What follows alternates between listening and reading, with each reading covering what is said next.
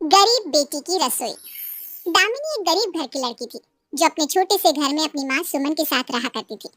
सुमन दामिनी को पढ़ा लिखा कर एक बहुत बड़ा इंसान बनाना चाहती थी, क्योंकि सुमन नहीं चाहती थी कि जिस तरह से वो अमीर घर के लोगों की रसोई संभालती है, उसी तरह से दामिनी भी अमीर और गरीब की रसोई में फंस कर रह जाए। पर दामिनी एक नंबर की आलसी लड़की थी, जो घर के कामों से अक्सर बचने की ही कोशिश किया करती थी। ऐसे ही हमेशा की तरह आज सुमन देर से आती है और अपनी बेटी को आराम करता देख उससे कहती है, दामिनी बेटा, इतनी रात हो चुकी है और तू अब तक आराम कर रही है। तूने अब तक खाना भी नहीं बनाया। अरे बेटा, कम से कम खाना तो बना लेती। हाँ, मैं पढ़ाई कर रही थी और पढ़ाई करते करते पता ही नहीं चला कि कब इतनी रात हो गई। बस अभी किताब को साइड में रखा और किताब रखते ही आप आ गई। अगर पढ़ाई कर रही थी तो कोई बात नहीं। अच्छा, तू बहुत थक गई है ना, तू थोड़ी देर बाद मैं फटाफट खाना बना देती हूँ। इस तरह से सुमन मिट्टी के चूल्हे पर खुद खाना बनाने लगती है। अपनी माँ को मिट्टी के चूल्हे पर खाना बनाता देख दामिनी को अच्छा नहीं लगता और वो अपनी माँ से कहती है, माँ, तुम एक स्टोव क्यों नहीं ले लेती?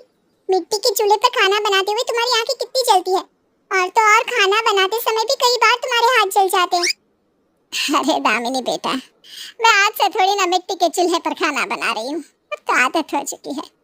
और स्टोव या गैस लेकर मैं क्या करूँगी? कौन सा हमारे घर में किचन है? वैसे भी ये सारे सामान ना बड़े लोगों के घर में अच्छे लगते हैं। हम गरीब लोगों की रसोई में तो बस जरूरत का कुछ सामान होता है, और हमारे घर में तो रसोई होती भी नहीं है। सुमन खाना बनाकर तैयार कर देती है और दामिनी के साथ बैठकर खाती है। ऐसे ही कुछ दिन बीत जाते हैं और दामिनी भी खूब मन लगाकर पढ़ाई करती है। लेकिन एक दिन जब दामिनी कॉलेज से घर आती है तो वो देखती है कि आज उसकी माँ घर पर ही है। माँ, आज आप घर पर ही हैं? आपकी तबीयत तो ठीक है ना? ठीक हूँ दामिनी बेटा, तू बता, तेरे एग्जाम कब से शुरू हो रहे हैं? नहीं माँ, आपको देखकर मुझे नहीं लग रहा कि आप ठीक है, इसलिए अब आप मेरी चिंता करना छोड़ दीजिए और जल्दी से मेरे साथ डॉक्टर के पास चलिए। इतना बोलकर दामिनी अपनी माँ को डॉक्टर के पास ले जाती है, जहाँ डॉक्टर सुमन को बेड रेस्ट के लिए कहते हैं। तबीयत ज्यादा खराब होने की वजह से सुमन मालकिन के घर नहीं जा पाती। इस वजह से उसके घर में पैसों की दिक्कत होने लगती है। दामिनी अपनी माँ से कहती है, माँ, आप मुझे अपनी मालकिन उमा का एड्रेस दीजिए ना। जब तक आप बीमार हैं तब तक मैं उनके घर जाकर काम करूंगी। ये तो क्या कह रही है सुमन?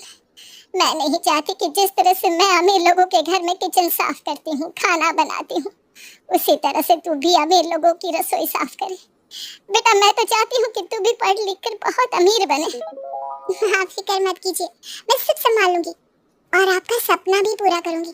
फिलहाल मेरा काम करना जरूरी है ना माँ? अब क्या था, दामिनी को सिर्फ और सिर्फ अपनी माँ की सेहत नजर आ रही थी, इसलिए बिना कुछ सोचे समझे दामिनी अपनी माँ की जगह उमा के घर जाती है। नमस्ते मालकिन, मैं सुमन की बेटी दामिनी हूँ। दरअसल कुछ दिनों से माँ की तबीयत खराब है और डॉक्टर ने उन्हें आराम करने के लिए कहा है। जब तक वो ठीक नहीं हो जाती तब तक आपके घर की रसोई मैं संभालूंगी। ठीक है, अंदर आ जाओ और रसोई में जाकर दोपहर के लिए खाना बना देना। घर में कुछ मेहमान आने वाले हैं। अब उमा दामिनी को रसोई का रास्ता बता देती है। लेकिन ये क्या, जब दामिनी रसोई में जाती है तो उमा का मॉडर्न किचन देखकर उसकी आंखें फटी की फटी रह जाती हैं। वो खुद से कहती है, मालकिन की रसोई कितनी बड़ी और सुंदर है।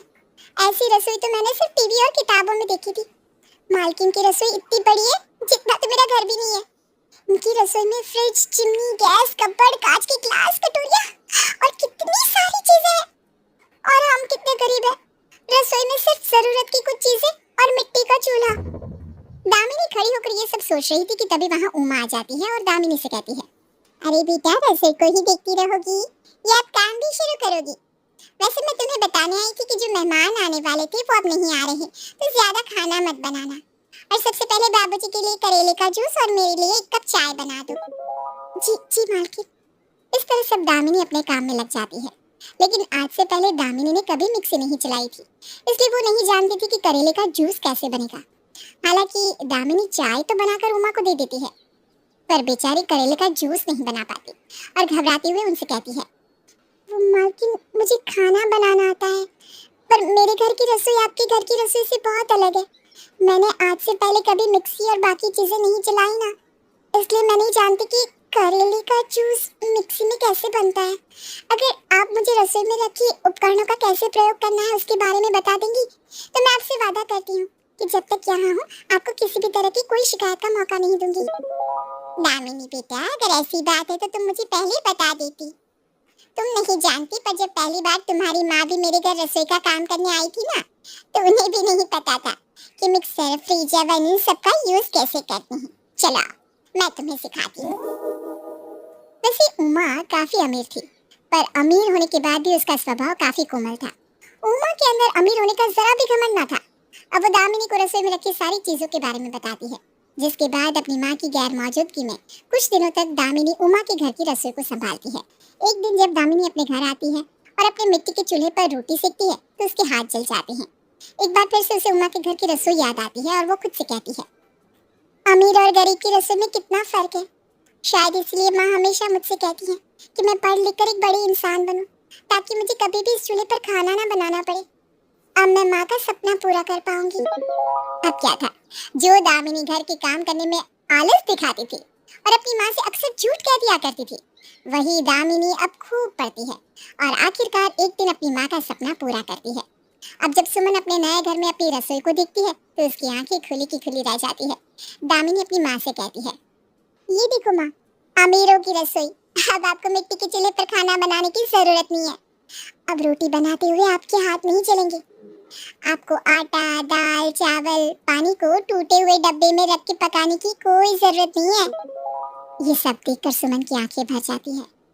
और आंखें भरती भी क्यों ना, आखिर ये आंसू खुशी के जो थे